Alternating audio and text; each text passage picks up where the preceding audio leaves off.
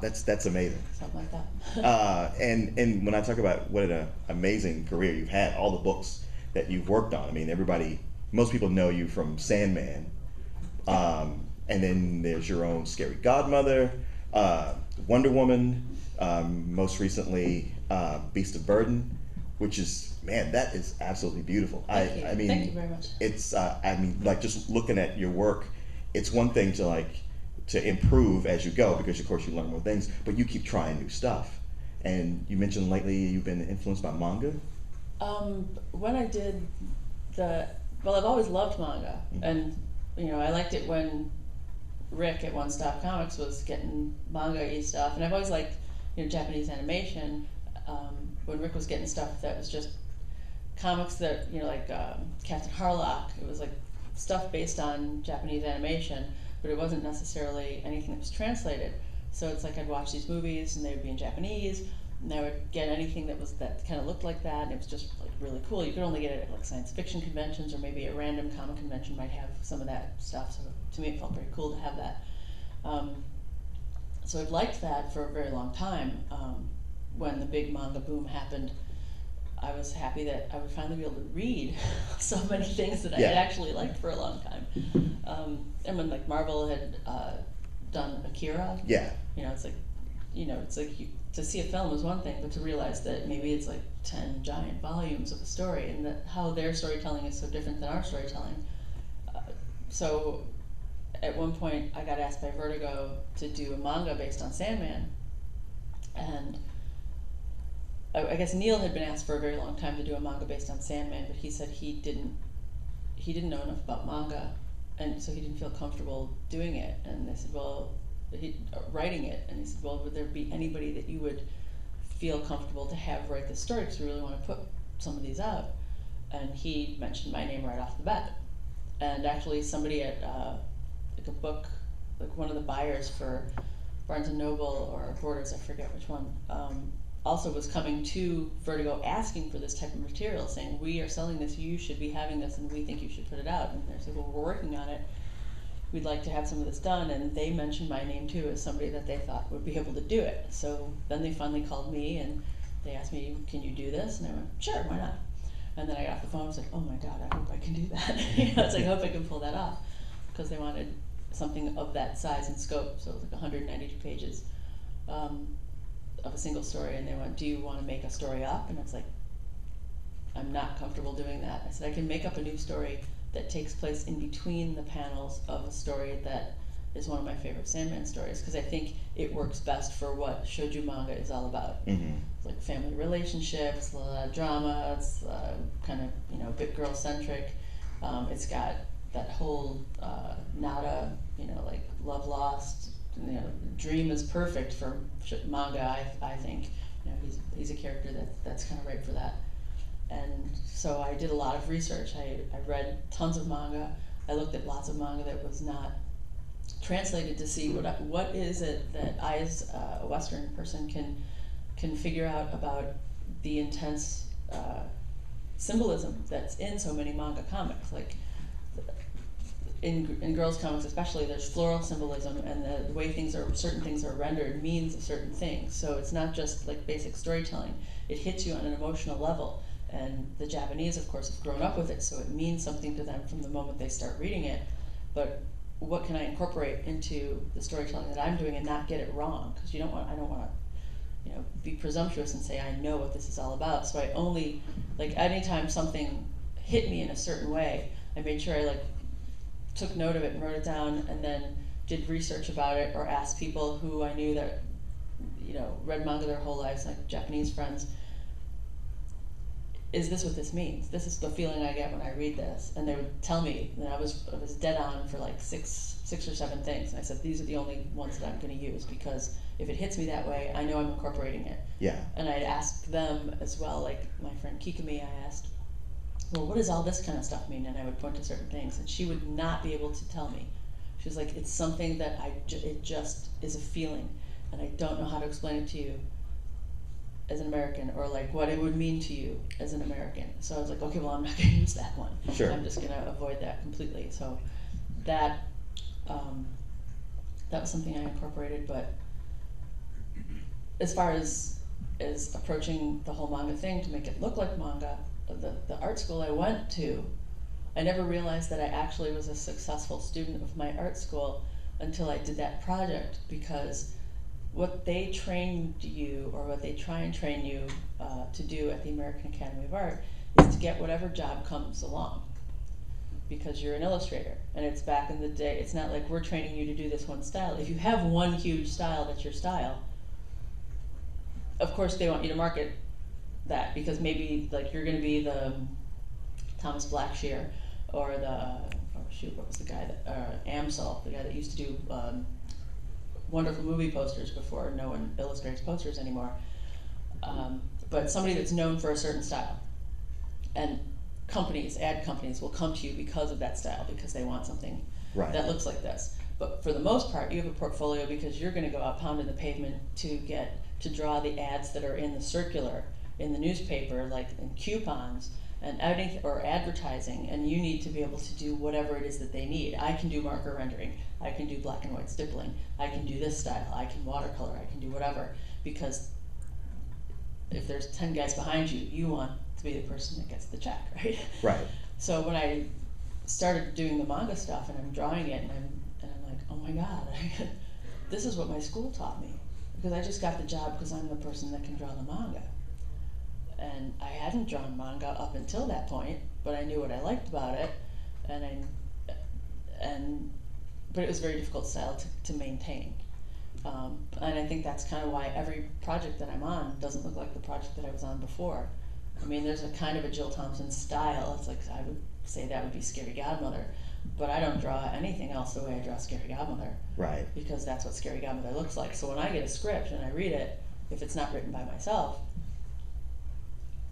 when I start drawing it, that's what comes out is what that story needs, as far as I'm concerned. Mm-hmm. I don't say, oh, I think I'm going to make this look like so and so. This is what just comes out when that story happened. So Sandman doesn't look like the Elementals, or there's basics of drawing, but the weird style that it's in is not necessarily the same. Because you seem very thorough, like you don't take a lot of shortcuts. And I take no shortcuts whatsoever. It's probably a big problem.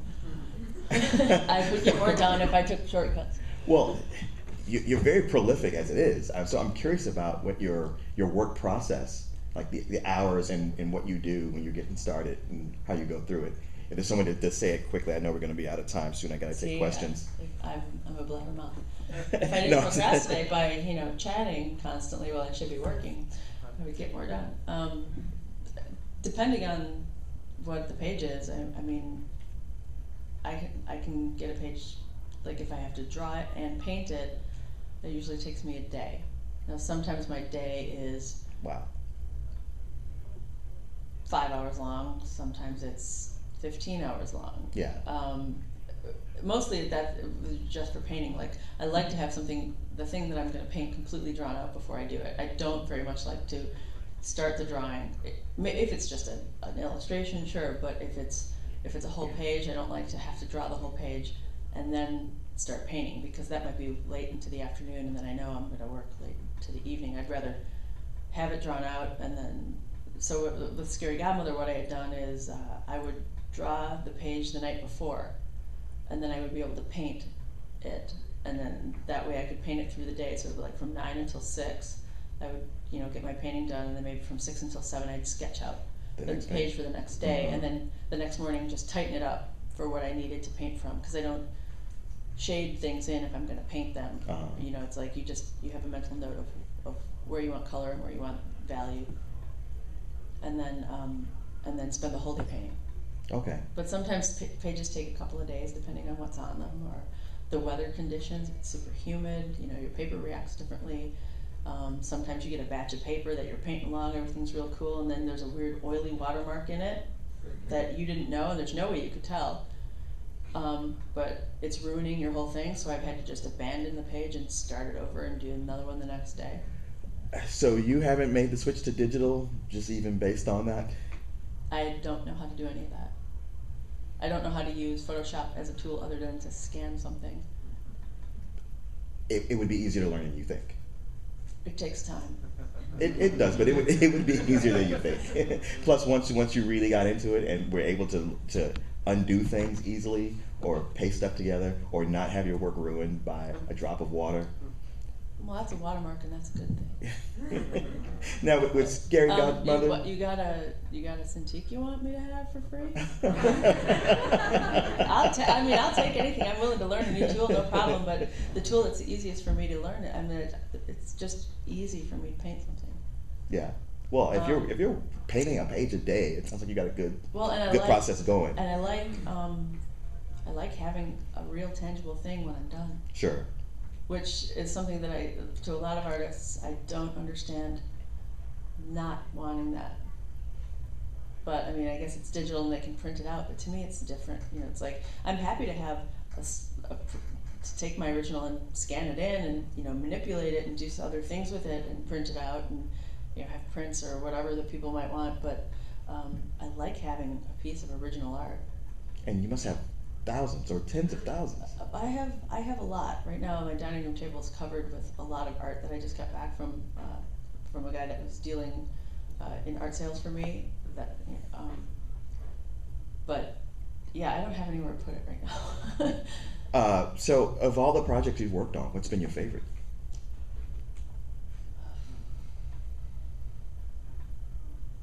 You know, I've loved them all for one reason or the other. Scary Godmother, because I made it up. Mm-hmm.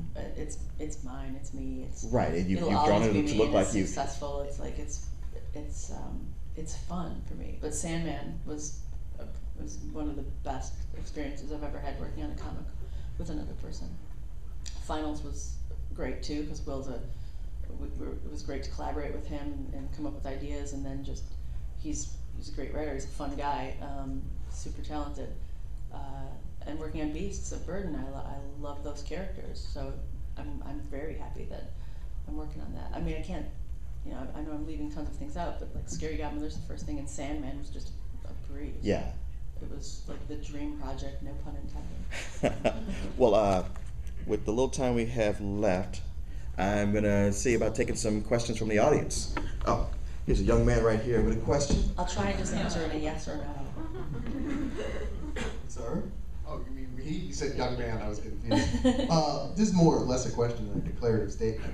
Make more Beasts of Burden, please. That's going to happen. There will be more Beasts of Burden. I'm working on it this month, actually. So there shall be more. Yay. If you really enjoy that, you should let Dark Horse know exactly how much. It never hurts to send a letter, send an email, do whatever, because they know people like it, but if you're actually willing to take a couple seconds out of your day to tell them how much you like it, it means a lot more. I'm curious if your manga project was distributed in Japan and what the reception was like if it went there. I don't think so. It was Death at Death's Door. I don't know if it was ever distributed in Japan, but it was, at the time it came out, they were doing that like Barnes & Noble's bestsellers or whatever, and it was 11 out of like 100 manga titles that they were saying, so it was number 11, so it was like, I thought that was pretty good because everything else was actually Japanese. You had earlier mentioned finals, which I was a big fan of. Did DC ever, or Vertigo ever announce that they were going to be collecting that? It will come out this month collected. Oh, no kidding. Finally, no pun intended there either. Will and I have been waiting. We were incessantly, bothering them to do that for years, and we finally gave up because it would seem that they were collecting everything else that was even like, oh, we dropped these pages. These pages fell out of the flat files. Oh, collect those into a hardcover. But it's like finals never got collected. So we just figured it was never going to happen. But I think it'll be out next week. I'm doing a signing for it next Saturday, so it better be out. That made my day. Questions? In fact, there's been a sequel that we've wanted to do. We had ideas for what the next class would be, and the one survivor, sorry, spoilers, but Morgan Rex, the doctor, he was going to play a huge part in the next series. I would love to do that.